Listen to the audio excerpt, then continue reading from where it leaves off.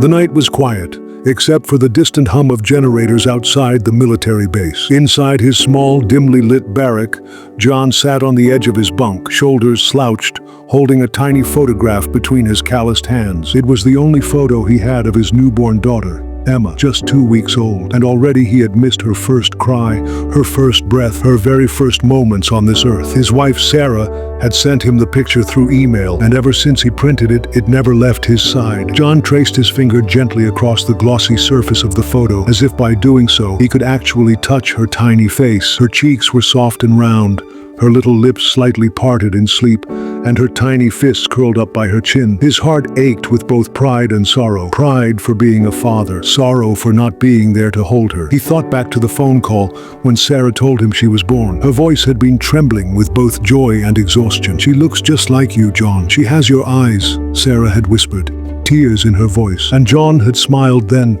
but the smile faded quickly when the reality hit. He wouldn't get to hold Emma. Not for months, maybe even longer. The weight of it crushed him. He was a soldier, trained to face the toughest challenges. But this distance, this absence from his daughter's life, was a pain deeper than any battlefield wound. He swallowed hard, blinking away tears he didn't want anyone to see. Around him, some of his fellow soldiers laughed quietly, sharing stories of home. But John stayed silent, lost in the picture of the baby girl who already owned his heart. Finally, he whispered to himself, his voice breaking, "If I can't be there to kiss her goodnight, I'll still find a way to be with her." He reached for the small military-issued camera sitting on the table beside his bed. With shaky hands, he turned it on, the red recording light blinking to life. He cleared his throat, trying to steady his voice, and managed a trembling smile. "Hi, baby girl," he began softly, his eyes glistening with unshed tears. "This is Daddy. I might be far away, but I want you to know I'm always watching over you. One day I'll hold you in my arms. Until then, I'll be here, talking to you every night,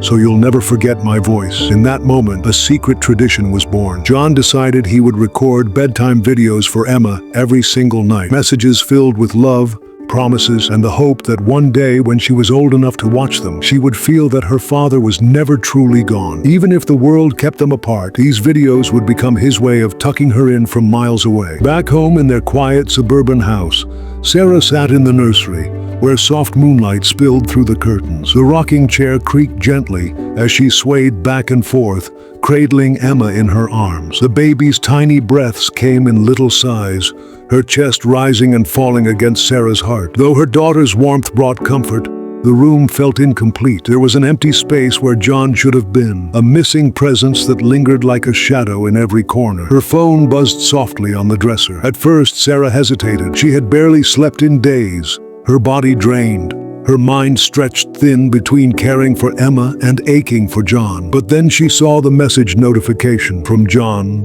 for Emma. Her heart skipped. Hands trembling, she unlocked the phone and pressed play. The screen lit up with John's face. He was in uniform, seated on a bunk, his tired eyes shining with tenderness. The red recording light flickered faintly behind him, but his focus was only on the lens, as if he were looking directly at Emma. "Hi, baby girl," he said, his voice gentle yet firm, the way only a father could sound. "It's Daddy. I know you're too little to understand me right now, but one day you'll watch this and know how much I love you." Sarah's throat tightened and tears blurred her vision. She looked down at Emma, her tiny hand curled around Sarah's finger, and whispered, "That's your daddy, sweetheart." She tilted the phone so Emma's sleeping face was in view, as if John could somehow see her through the screen. John continued, his smile soft and aching. "I'm so proud of you already.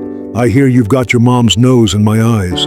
I can't wait to see that smile in person. But until then, I'll be right here every night to say goodnight." Sarah clutched the phone to her chest, silent sobs shaking her body. It wasn't just a video, it was a lifeline. In those few minutes, the distance between them seemed smaller, as if John's love had crossed oceans and deserts to settle right there in Emma's nursery. When the video ended, Sarah kissed Emma's forehead and whispered, "You'll never grow up not knowing your daddy's voice." That night, she placed the phone in the crib beside Emma, letting her father's recorded words play softly as a lullaby. The baby stirred, let out a little sigh, and fell deeper into sleep. For Sarah, the videos became more than just messages. They were proof that even from thousands of miles away, John was still here, still present, still fighting not just for his country, but for his family. And deep down, she promised herself something too. She would save every single video, no matter how long John was gone. One day, Emma would see them all. That night, as Sarah sat in the stillness, she realized that John had given her more than a video. He had given her hope, and hope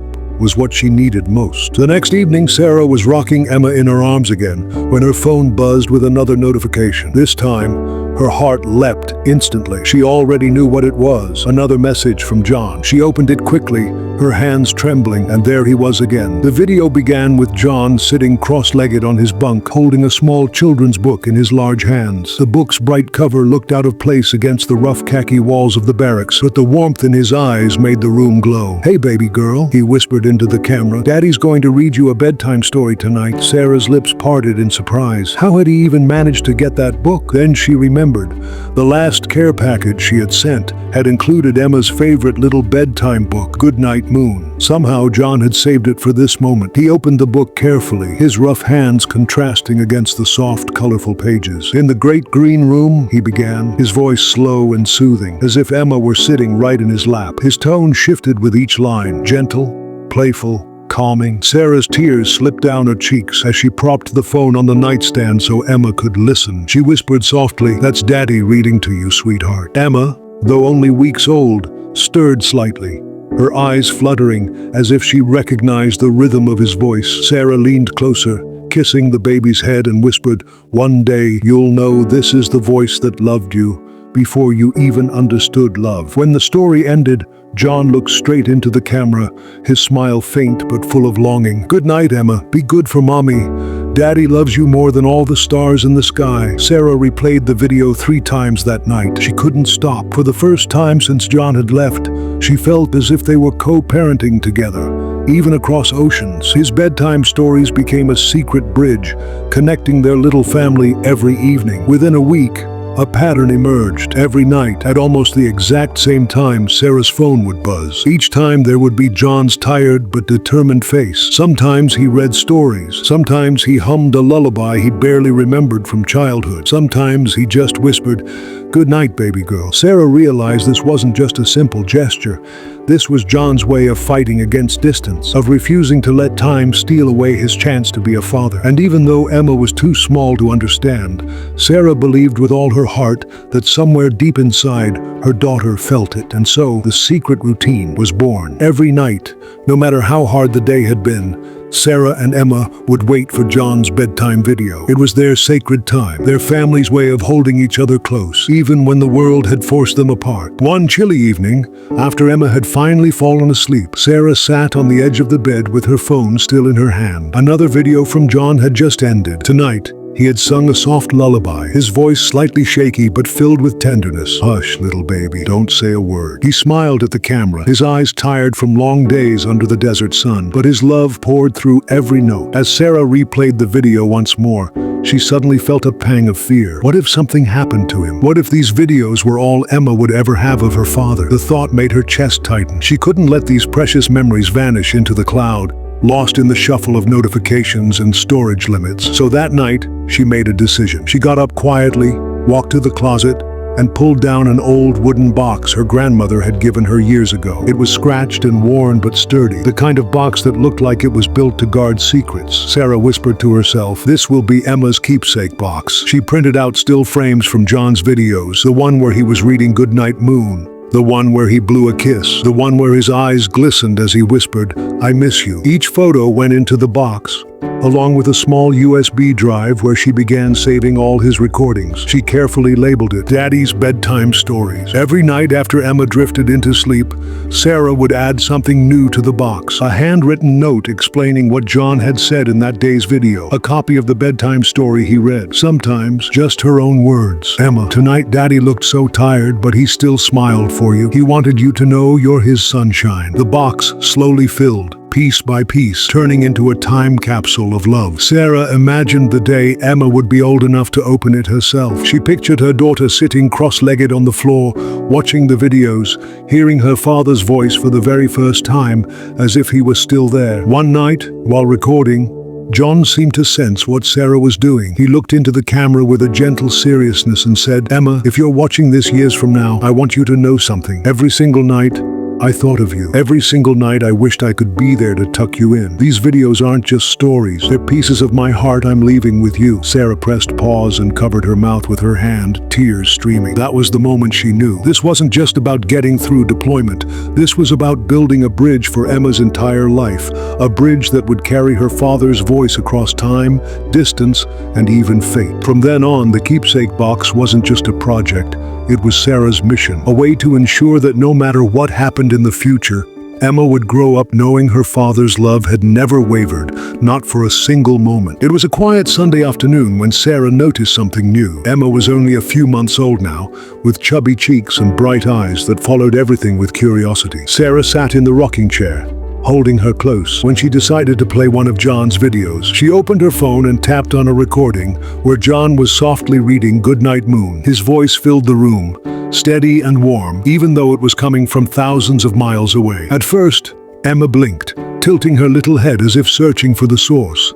Then something magical happened. Her tiny lips curved upward, forming one of her very first smiles, not at Sarah, not at a toy, but at the sound of her father's voice echoing through the screen. Sarah's breath caught. Tears welled up instantly. "Oh my God, she knows him," she whispered, her voice trembling. She replayed the video, watching Emma's eyes widen, her arms waving in excitement. Every time John said, "Daddy loves you," Emma kicked her little legs as if she understood. That night, Sarah recorded a video back to John. She set the phone on the nightstand and held Emma in her lap, pointing the camera toward her daughter. "John, you're not going to believe this. She recognizes you. She smiles every time she hears your voice. It's like you're here with us." She pressed play on one of John's old recordings, and right on cue, Emma's little giggle burst out. Sarah couldn't help laughing through her tears, holding Emma tight. "See, she knows her daddy." When John finally received the video overseas, he sat on the edge of his bunk, watching it on repeat. The other soldiers teased him at first. "Man, you're smiling like a fool," but they stopped when they noticed his eyes glistening. He pressed the phone to his chest, whispering, "She knows me. My baby girl knows me." For a man surrounded by the chaos of deployment, sandstorms, alarms, endless orders, this was the moment that anchored him. It was proof that his videos weren't just floating into nothingness. His daughter was listening. His daughter was connecting. That night, under the desert sky, John recorded a new message with a shaky voice but a strong heart. "Emma, my sunshine, Daddy hears you too. I can feel you smiling, even from here. One day, when I finally come home, you'll know me not just from these videos, but because you already carry my voice in your little heart." Sarah, sitting miles away, knew in that moment these recordings weren't just a lifeline. They were weaving a bond between a father and his newborn that not even oceans could break. Weeks passed, and Emma grew more curious, more responsive. Her little coos were turning into bubbly giggles, her eyes brighter every day. Sarah noticed something incredible. The bond between father and daughter was no longer one-sided. Emma wasn't just listening to John's voice anymore. She was searching for him. One quiet evening, Sarah set her phone against a pillow, playing a video of John. In it, he was wearing his uniform, sitting cross-legged on his bunk, his voice soft but filled with love. "Hey, my little princess. Daddy's here. Are you ready for story time?" Emma, lying on a blanket on the floor, turned her head instantly toward the sound. Her tiny hands, unsteady and trembling, began to lift. She stretched her fingers toward the glowing screen where her father's face appeared. Then, with surprising determination, she reached as if she could actually touch him. Sarah gasped, covering her mouth with her hand. Tears flooded her eyes as she whispered, "Oh, John, she's trying to hold you." She quickly grabbed her phone and started recording Emma's attempt to connect with her father through the flat surface of the screen. Emma's hand landed on the glass, pressing her palm against the image of John's smiling face. She gurgled happily, as if saying, "I found you." When Sarah sent the video overseas, John watched it alone in his barracks. The moment Emma's little hand pressed against the screen, he froze. His throat tightened, his chest ached. For a soldier who had faced gunfire and storms, this moment broke him in the gentlest way. "She reached for me," he whispered, his voice cracking. His rough, calloused fingers touched the phone, pressing against the spot where Emma's tiny hand had been, oceans away. "My baby girl reached for me." That night, John couldn't sleep. He replayed the video over and over, each time imagining what it would feel like when she reached for him in real life, when instead of glass, her warm little hand would curl around his finger. Under the dim desert stars, he pulled out his phone and recorded another message, his voice trembling. "Emma, my sweet girl, you don't know what you just did to your daddy's heart. You reaching out, it felt like you were telling me, I know you, I love you. Come home soon, and I promise, sweetheart, as soon as I can, I will. I'll hold you for real. Until then, keep reaching, because I'm reaching for you too." When Sarah played that video the next day, Emma reached again, her little hand pressing the glass, her giggle filling the room. And in that moment, Sarah realized something powerful. Though war and distance separated them, love was still finding a way to connect father and daughter through voices, smiles, and tiny hands reaching across worlds. It was a late afternoon, the kind of day when the house was quiet, except for the soft hum of the baby monitor. Sarah sat on the couch, rocking Emma gently in her lap. Her phone rested on the coffee table, paused on John's latest video message. She hesitated, then tapped play. On the screen, John appeared in his uniform, sitting on his bunk with that tired but loving smile. "Hi, Princess. It's Daddy again. Are you ready for another story?" His voice was calm, warm, full of a father's love. Emma's head immediately perked up. Her big eyes locked onto the glowing screen, and her tiny mouth began to move. She wiggled excitedly, her little fists bouncing in the air. Sarah leaned in, smiling. But then, it happened. Clearer than ever before, Emma let out a soft sound. Da. Sarah froze. Her eyes widened as tears instantly welled up. Did you just say Daddy?" she whispered, her voice shaking. Emma giggled, her gaze glued to the screen. Again she babbled, this time more certain, more insistent. Da. Sarah's heart nearly burst. She covered her mouth, sobbing softly, overwhelmed by the moment.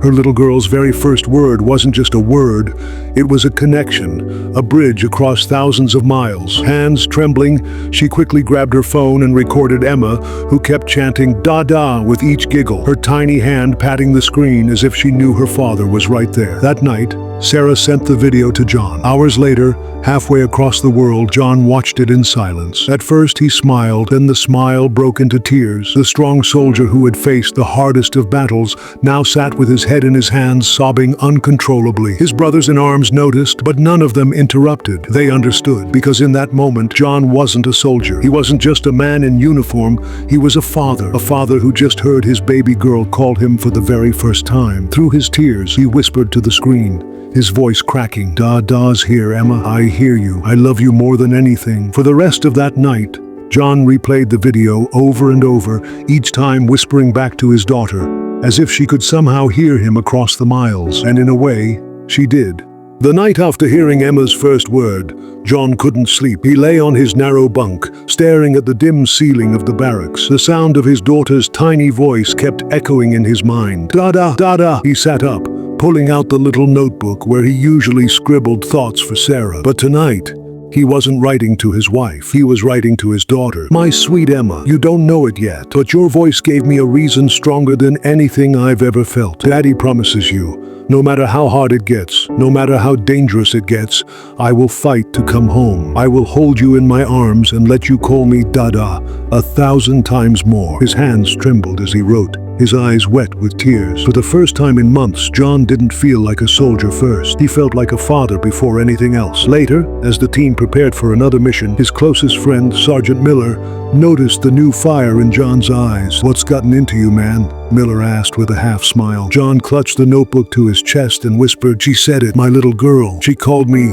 Dada." Miller's smile faded into quiet respect. "Then you've got more to live for than anyone here. Hold on to that." John nodded, his jaw tight, his heart pounding. Every step he took after that moment was different. Every bullet, every shadow, every danger, he faced it with one thought in his heart: I have to make it home. Emma's waiting. That night he recorded another video.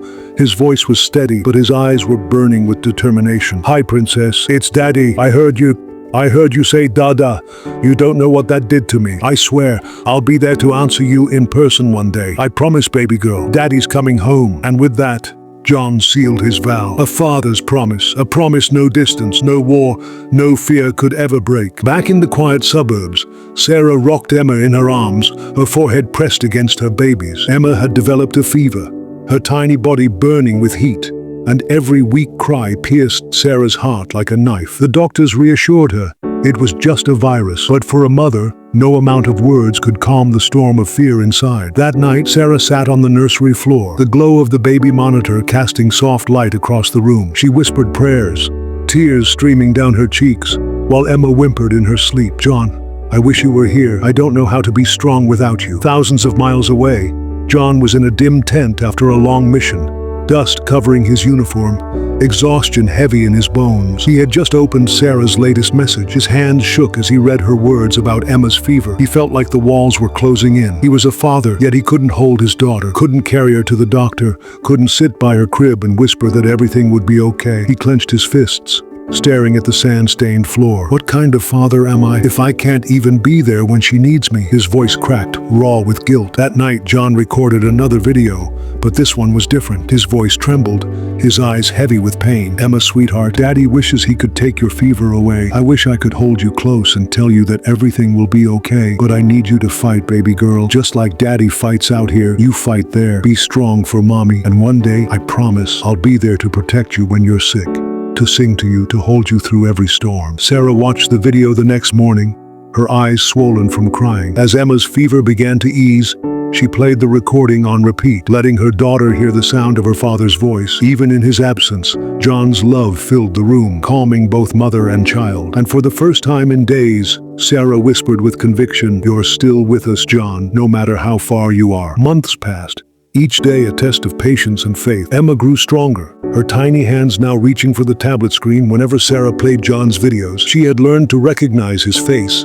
his voice, his laugh, even though they had never truly met. For her father was the man who lived inside the glowing screen at bedtime. Then, one bright morning, Sarah got the call she had prayed for. John was finally coming home. Her heart pounded as she dressed Emma in a soft yellow dress, tying a little bow in her hair. "Today's the day you'll meet Daddy, baby girl," she whispered with trembling lips. At the airport, families gathered, holding signs and flowers, tears ready to fall. Sarah stood at the edge of the crowd, Emma cradled in her arms. Her eyes scanned the line of soldiers walking through the terminal, each step echoing years of sacrifice. And then she saw him, John. He looked thinner, older, the weight of war etched on his face, but his eyes, the same eyes that had stared through the screen night after night, locked onto Sarah and Emma. Without thinking, he dropped his bag and ran. Sarah's knees nearly gave way as he wrapped his arms around her, pulling both mother and daughter into the embrace he had dreamed of for so long. Tears streamed down his face, falling onto Emma's soft cheeks. Emma blinked up at him, her little hand reaching out. For a moment, she just studied him, as if piecing together the man from the glowing screen with the man holding her now. And then she smiled. John's heart broke and healed all at once. He kissed her forehead, whispering through sobs, "Daddy's home, baby girl. Daddy kept his promise." Sarah pressed her face against his chest, whispering, "We made it through because of you, because of your love." In that crowded airport, surrounded by strangers clapping and crying, the world disappeared. It was just them. One family, finally whole. That night, for the first time, John didn't need to record a bedtime video. He sat beside Emma's crib, holding her tiny hand as she drifted to sleep. No screen, no distance, just a father finally where he belonged. And as Sarah watched from the doorway, she thought, love isn't measured by presence alone. It's measured by sacrifice, by promises kept, and by the strength of a heart that refuses to give up, no matter how far away it may be. Moral lesson. This story reminds us that love knows no distance. A father's devotion is not limited by miles, uniforms, or battles. It lives in every sacrifice, every promise, and every quiet moment of care. True love is proven not only when we are present, but also when we find ways to be there, even in absence. It teaches us that family bonds are unbreakable when built on faith, sacrifice, and love that never stops reaching across the distance.